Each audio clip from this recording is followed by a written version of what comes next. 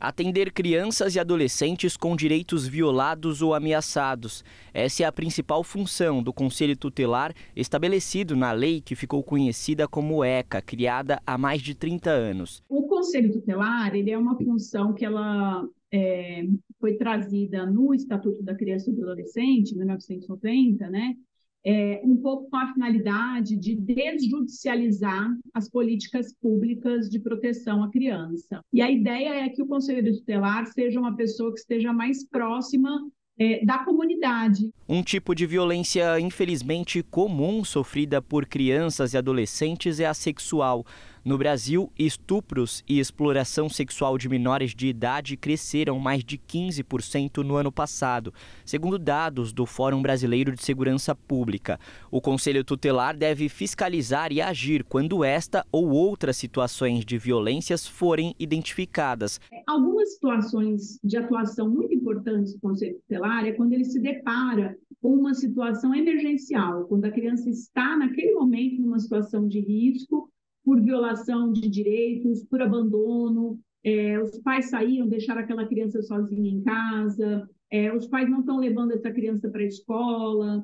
Essas situações podem ou não estão fazendo um tratamento de saúde adequado. Em outubro, novos conselheiros foram eleitos em todo o Brasil para o mandato que começa no ano que vem e vai até 2028. Em São Paulo, 260 vagas serão ocupadas nos 52 conselhos tutelares da cidade. São 5 profissionais para cada conselho. Entre os requisitos para o cargo de conselheiro na capital paulista, a novidade foi a exigência de diploma de conclusão do ensino médio. Mas a reportagem do Brasil de Fato já publicou que houve inconsistências nos documentos de alguns candidatos.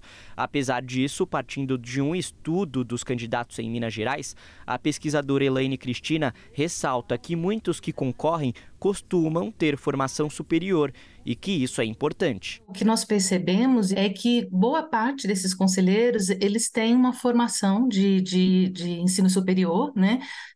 Nas áreas de educação, na área de serviço social, ou mesmo de psicologia. E esses profissionais, eles têm, enquanto, né, eles não atuam como tais na função de conselheiro tutelar, só que eles têm, né, uma bagagem dessas formações que eles tiveram do ensino superior para poder atuar. Então, é muito importante que os conselheiros eles tenham uma formação continuada para além dessa inicial, no sentido de trabalhar a escuta, né, para poder identificar essas violências. Em janeiro, 180 dos 260 conselheiros serão pessoas novas na função, ou seja, que não estão no mandato atual. Além da alta renovação, houve maior participação de eleitores. Em relação ao pleito de 2019, o número de votantes cresceu 35% na capital paulista.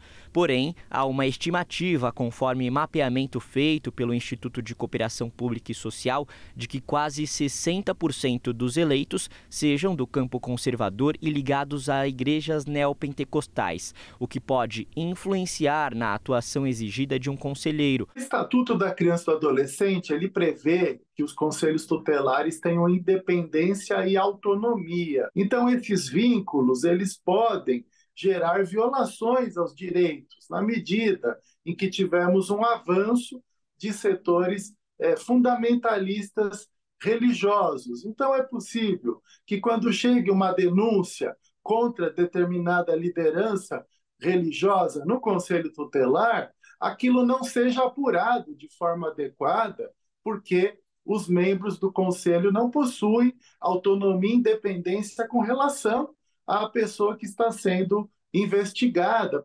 Conselheira eleita para o órgão da Lapa, na Zona Oeste de São Paulo, Patrícia Tavares é militante de movimentos sociais. Formada em economia e especialista em planejamento urbano, teve diferentes experiências também ligadas às crianças e adolescentes e fala da expectativa para o mandato. A gente assume dia 10 de janeiro, né?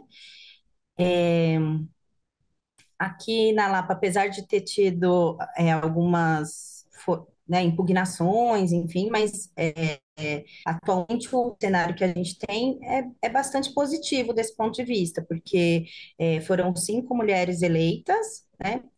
3 delas reeleitas, então já tinham uma experiência, né, no Conselho e todas com uma perspectiva bastante progressista.